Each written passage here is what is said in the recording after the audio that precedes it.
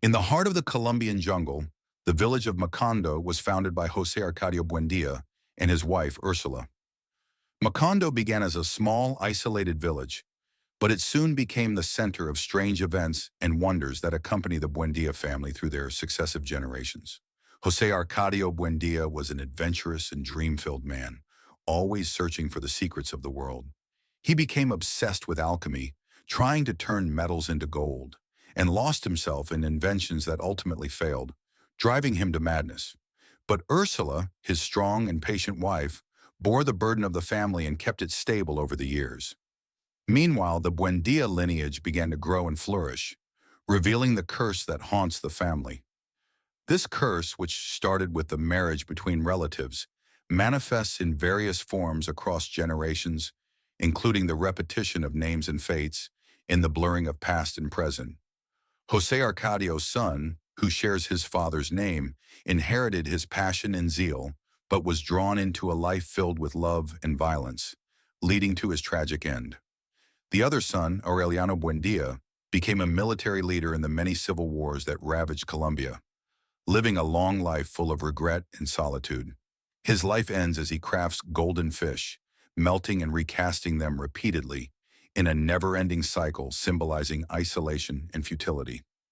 Love in the Buendía family is fraught with pain and complications.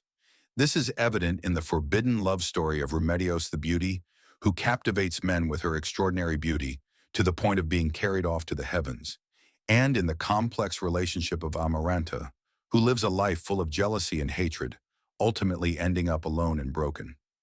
As generations pass, Macondo becomes increasingly isolated, and strange forces begin to take control of the village. It eventually collapses entirely, suffering disaster after disaster, including devastating floods and invasions of red ants.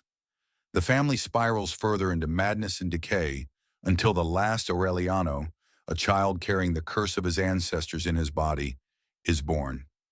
In the end, when the last Aureliano deciphers the ancient texts written by the gypsy Melchiades, he realizes that the family's history had been written long before, and that they were destined to live 100 years of solitude, culminating in their extinction.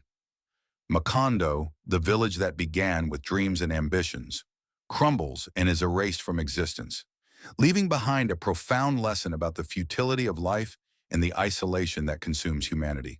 100 Years of Solitude is not just the story of the Buendía family, but a symbol of Colombian history and a reflection on humanity as a whole.